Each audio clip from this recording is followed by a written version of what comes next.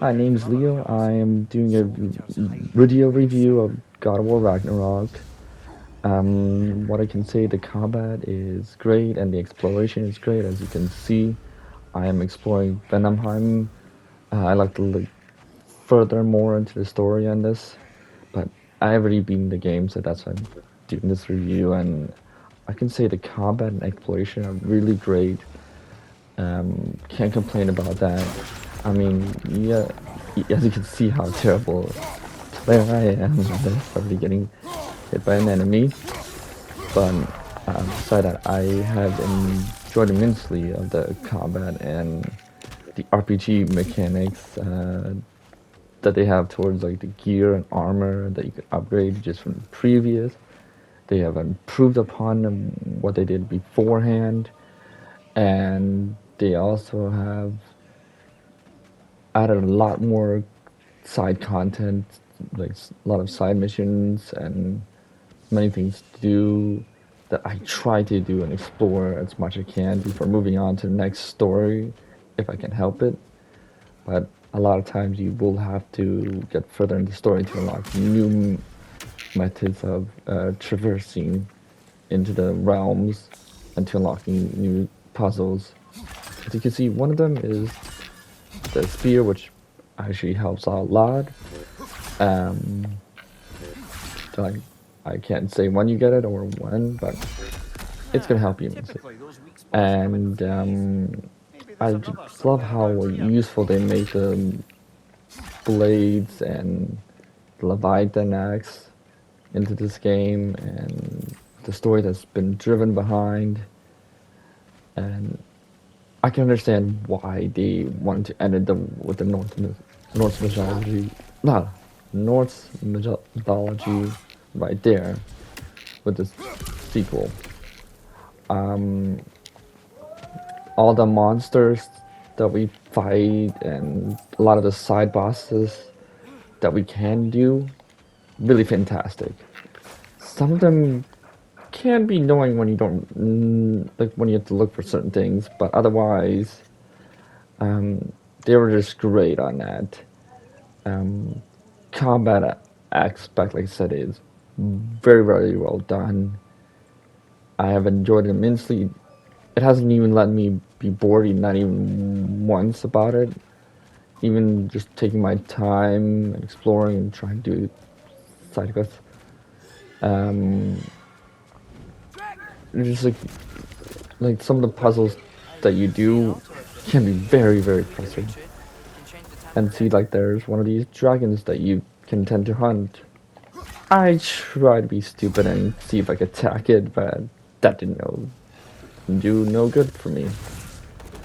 So yes, and then I I love like how they gave the more growth to Atreus, even though he makes plenty of mistakes throughout the game, and he learns and processes them, and showing all these great characters and what they have to offer still. And another thing is like the beautiful open scenery of the worlds that we visit, all the nine realms that we just some explore,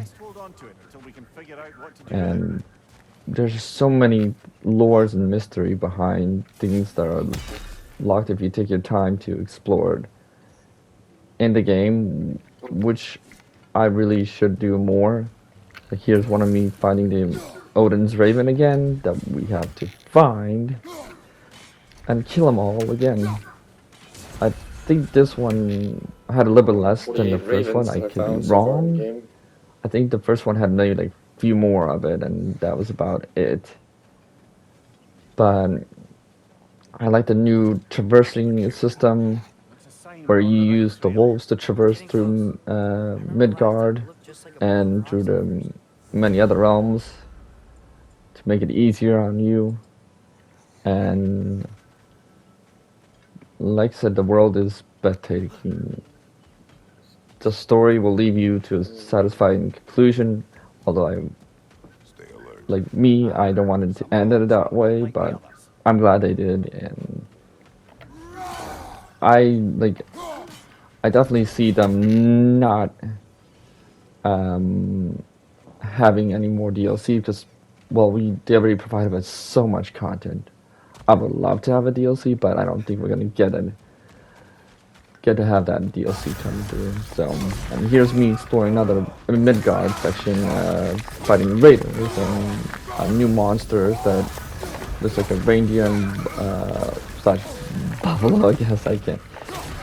I think more like a reindeer on it, to be honest. And I just love like the killer mechanics on these like animations that you see, like all like gory death.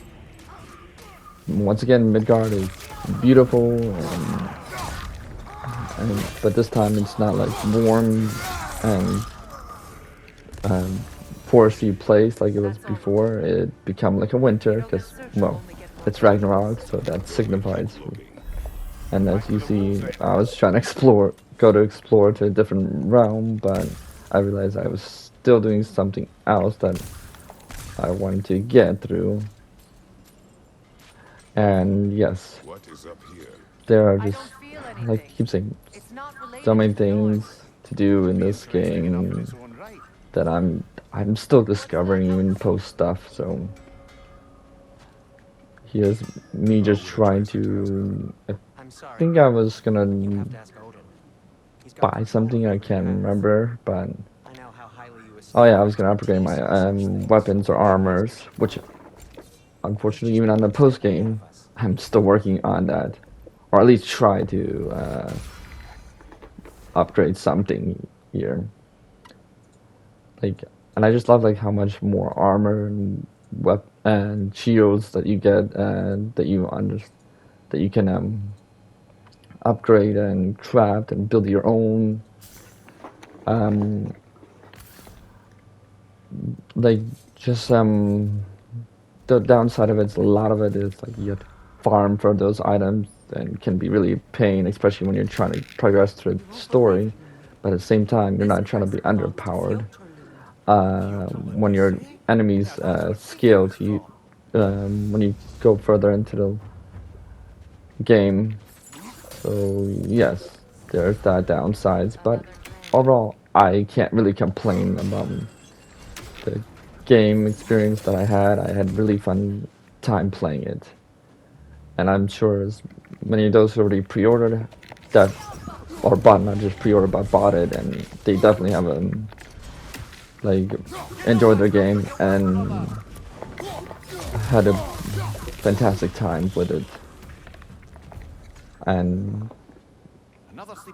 yeah, so here's some few more gameplays that you've been seeing throughout, and me just exploring, getting the lores, and artifacts that I try to do get, but sometimes I tend to rush through the story and not really take the time to explore as much as I should have. That's like my downside of it. But now, since I'm pretty much done with the game, I can truly explore and not have to rush anything and take my time. And here's me trying to do it from far away for getting that Odin Raven when I could just moved up a little bit more on that. And here's me doing the puzzles a little bit here and there. Some easy to understand, be able to do. And like I said, others can be a real pain in the butt to do. Well, thank you for watching, and please like and subscribe. And let's gameplay Leo and Dragon Gold. Bye.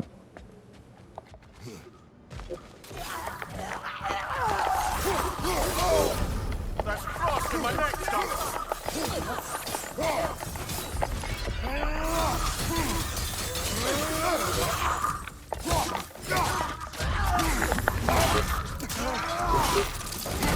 That's sure enough.